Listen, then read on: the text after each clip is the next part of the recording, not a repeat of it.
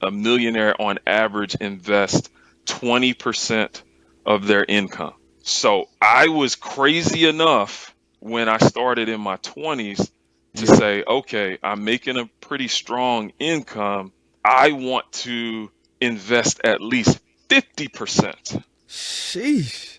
of my 50? income. You was investing 50 50% of your income in your 20s? for throughout my entire 20s, at Oh, least wow. 50%. And my Uh-huh. mentality was early and often aggressive. I'm trying to give me a bag. I'm trying to give me a bag. What's up? What's up? You are now listening to FYI FLI, the podcast, and I'm your host, Hassan Thomas, along with Remy, and we are here to share tools on how millennials can budget, save, invest, and understand student debt and credit to achieve financial freedom. If you're a high school student, college student, or someone who's interested in gaining more financial insight, this podcast is for you. Trying to give me a bag. Give me a bag. What's up, my FYI FLI folks out there? How y'all doing? I hope y'all doing all right. Welcome to the FYI FLI podcast. My name is Hassan Thomas, aka the kid that did, and the man that can, baby. And today, we're going to be chopping it up with the man who has a perfect name to be a financial coach, Mr. Steven Stack, man. He's also a debt-free millionaire since the age of 31. Man, how you doing, bro? How are you? Hey, what's good, man? I'm happy to be here, man. Thanks for having me. Most definitely, bro, man. How's everything been since FinCon? Because that's where we originally linked up, man, and, met so many great people. How's everything been?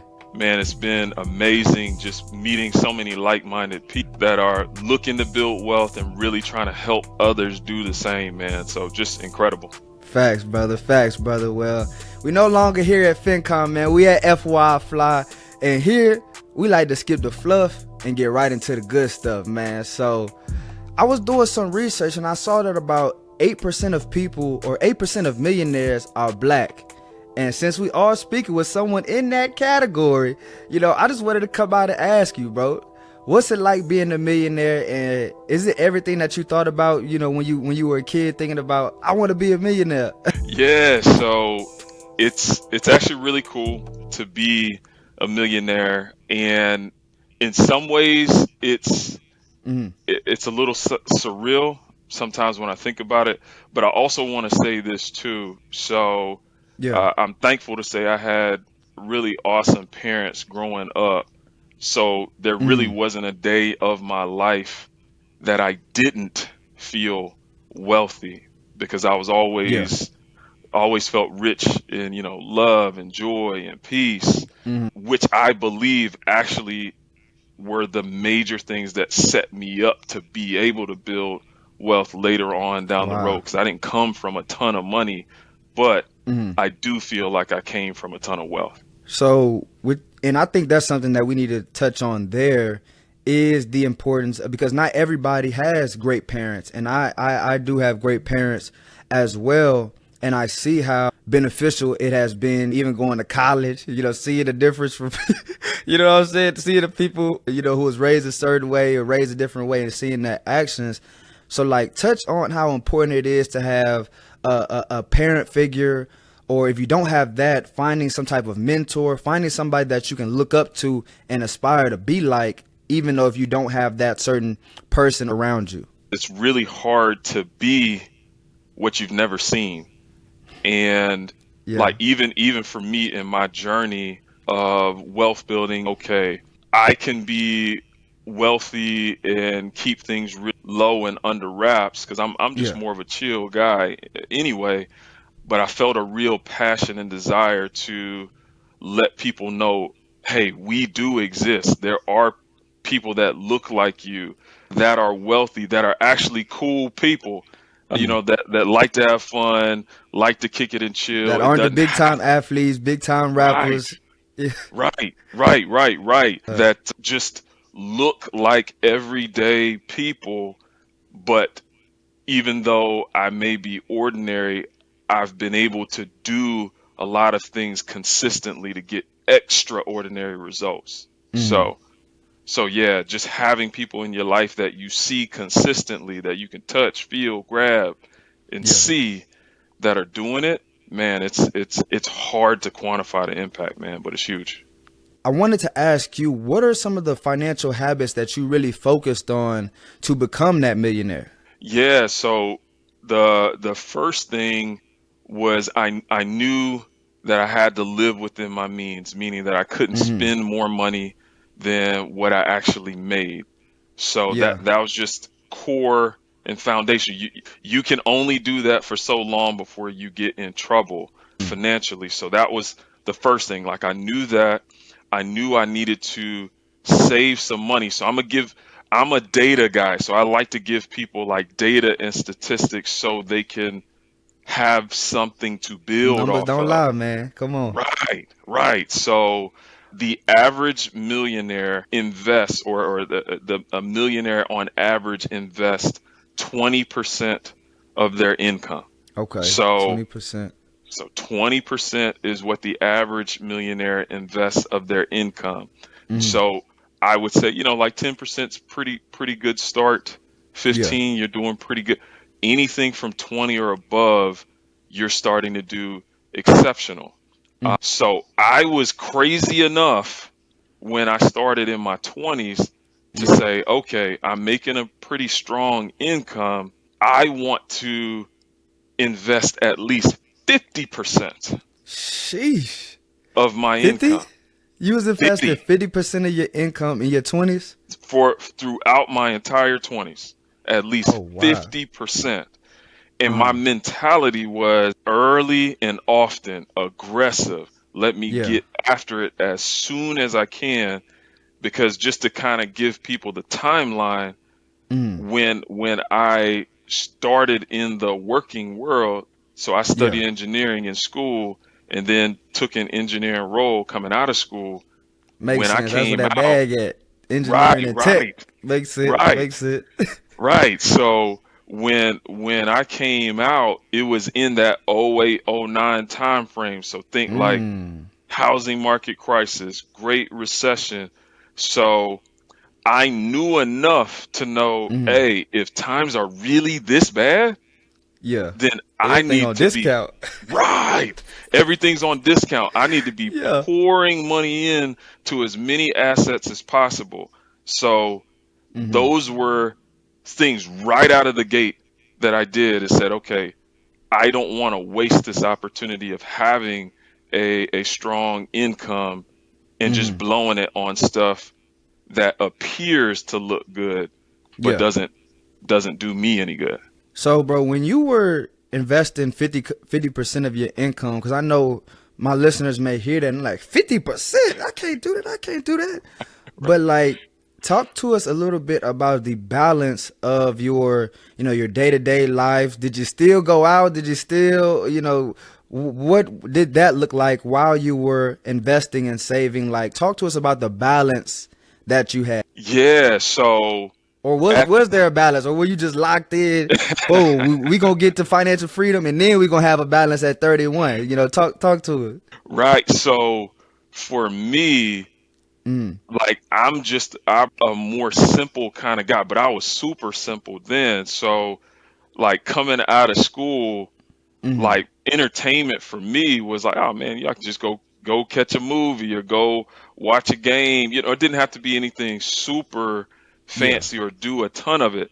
But like when I came out, I was actually living in the Midwest. I was living in Ohio. So this will kind of give people a time frame. Mm, I'm in Ohio, and this was before LeBron made the decision to go to Miami. okay. So Okay. sometimes for fun, what I would do, I would go to like a Cavs game, like see the Mm, Cleveland Cavs play back in the day, or get a bite to eat with friends, like go yeah. catch movies that were coming out at that time. But I'd also look for ways to just have fun that didn't necessarily have to cost a ton of money. So maybe I was doing Mm, game nights, so playing like cards and board games, you know what I mean? But facts. just having a good time with good We people. good people. Yeah. Yeah. You know what I Yeah. mean? And like, Facts. even though it was funny because like in a lot of ways, people that were around my age, I was making more Mm, than most of the people around my age, but I'm like, but I don't have to spend like I'm making more. We can still kick it Got like you. people that are like 22, 23, 24 years old. You know what I mean? For So sure. that was kind of my mentality then. Is I'll shine a little bit more later. Okay, okay, and I do appreciate that, and cause honestly, I feel like it's a bit harder now, with social media. We're seeing, you talked about 23, 24, but these age groups now and even young, we're seeing them in Barbados. We're seeing them in Cancun the next week. We seeing them in Italy the following week. So we like, how these folks our age traveling all these places, pulling up in the McLarens. We like, what is going on? You know what I'm saying? So I think with this new social media age, it is very difficult to see all these things, and then, you know, like I feel like keeping up with the Joneses is nowadays more like keeping up with the Kardashians. You know what I'm saying? Like try to keep True. up with these folks is something that's real. And I wanted to get your opinion on how can young folks listening to this, of course we're gonna see it, but how can we not let that affect us in our wealth building journey? Yeah, so a lot of times when people say the word diet, so saying, hey, you got to watch your diet, Yeah, they are only thinking about food. But what I would say is your diet is really everything that you consume, everything facts. that you see, everything Mm, that you listen to.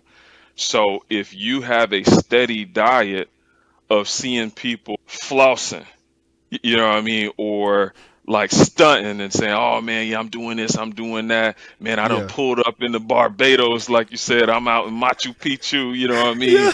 I'm in the Maldives, you know what I mean? Come We got on. water around the hut. You know what I mean? We killing the Yeah. game out here. Look at how I'm crushing it. Mhm. That can move you more towards consumerism Mhm. when when the reality is the greatest superpower you have of being young Yeah. is that you're young and you have time for your investments to really grow and compound.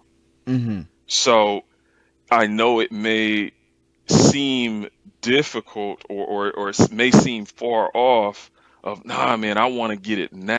I would say maybe you can do some stuff now that you enjoy, Yeah. but push more stuff or more of your resources towards building right now Mhm. while you're young, because you could potentially run up a bag and still be relatively young. Yeah. You, Makes you know what sense. I mean? Like, and just so people know, like I had a lot of things just go way better than I expected. My plan was I wanted to be Mhm. quote unquote retire by Yeah. age 45. It just so happened to happen by the time I was age 31 Uh-huh. that I was in that kind of position to say I can really choose what kind of work I want to do. So do you think it was cuz you even mentioned compounding interest?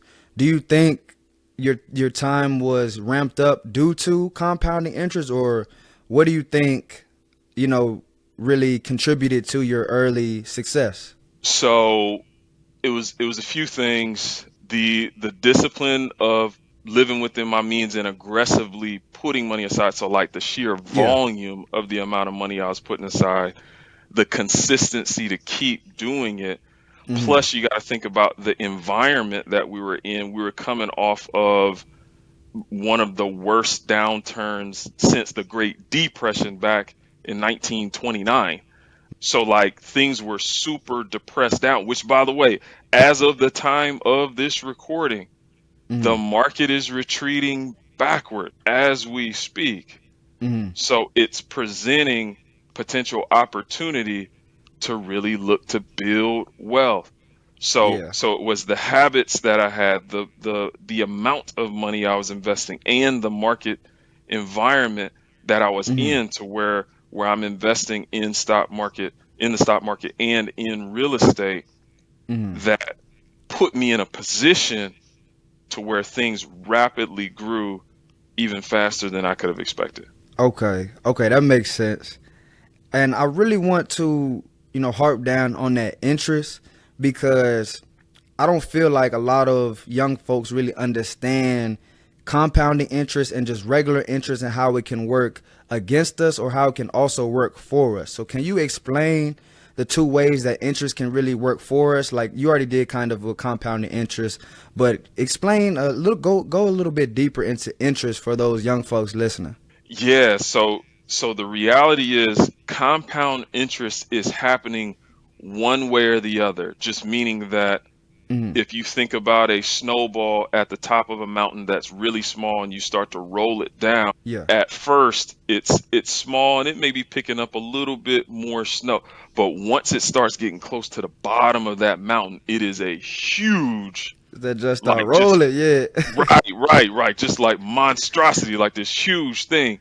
That's how I want you Yeah. to think about compound interest, and you want it to be working for you, not Hmm. against you. And so, ways that it can be working against you would be like, say, if you have high interest debt, like credit cards. Yeah. So let's say you've got a credit card that they're hitting you for 27%, Mm. and you're barely making payments or only making minimum payments. Well, guess what? That snowball that is going down the mountain and getting bigger and bigger and bigger, Yeah. it's rolling down to run you over. So You know you at what the I bottom of that joint, buddy. mean? Right. You know what I mean? It's like the cartoons. It's rolling you over, and you just keep seeing your body like keep rolling over. You know what I'm saying? Like that's the mental 100%. picture that I want you to think about when it's working against you of Hmm. compound interest, which, by the way, while it's destroying you, it's building wealth for these credit card companies. Yup. So your debts or your liabilities are someone else's assets. And that's crazy when you think about it like that. Right. But we Hmm. want to be on the other side of that equation to Yeah. where we're rolling downhill and our wealth is growing, and now things that are getting in the way of us getting to financial freedom or financial independence, Hmm. now that big snowball is just blasting all the distractions and hurdles and burdens out of Facts. your way, because you'll still have stuff happen. Like even as you're building, there'll be things Hmm. that are unexpected, that could be bad, that happen, but you just got that force of Yeah. compound interest working for you so much that it doesn't take you out. If anything, the Hmm. wealth building just energy that you have going is blasting that stuff out of the way for you. Facts. But I do have one more question for you, my man. I'm gonna read you two quotes, and I need you to tell me which one is more accurate in your opinion. All right. All right, I'm ready. All right. Bet. So the first quote is "More money, more problems," like Biggie, and the Okay. second quote is "Money can't buy happiness." Which one do you believe is more accurate? Ooh, Gotta make them think, baby. Gotta make them think. yeah, that is a tough one.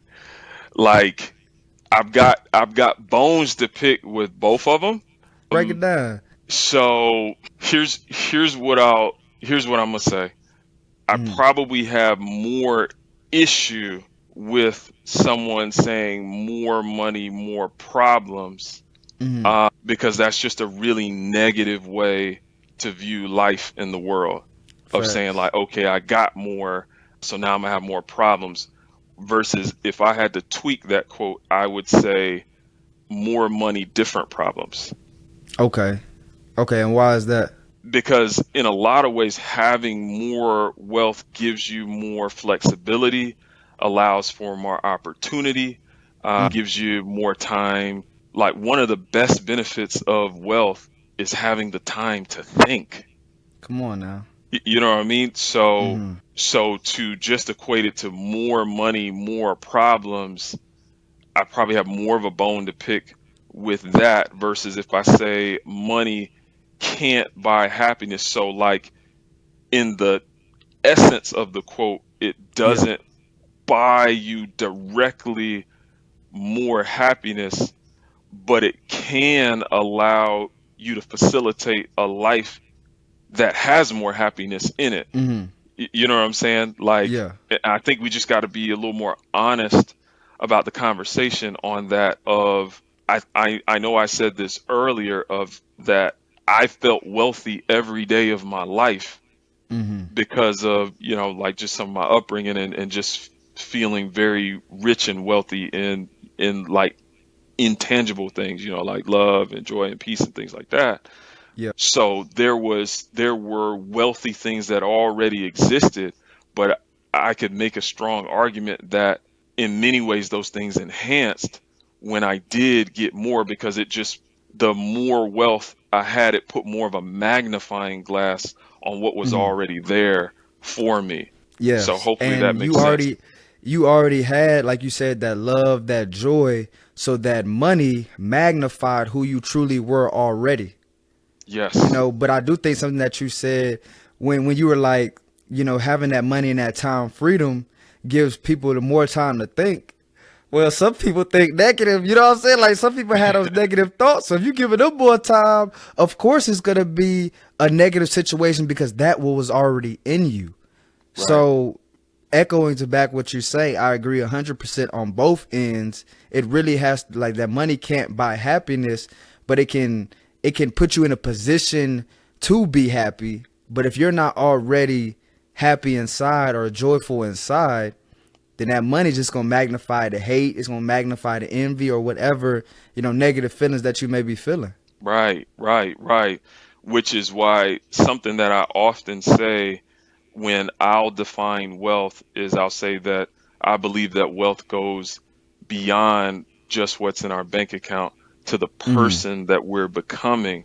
Because when you get there, quote unquote, of whatever Yeah. success is for you, whether it's the first million, the first 5 million, the first 10 million, maybe it's the first 100,000, like whatever Mm-hmm. people's number is, if you weren't happy along the journey, it's going to be really disappointing when you actually get to those different milestones. Mm, So I don't want to that's a set people gem. up for failure.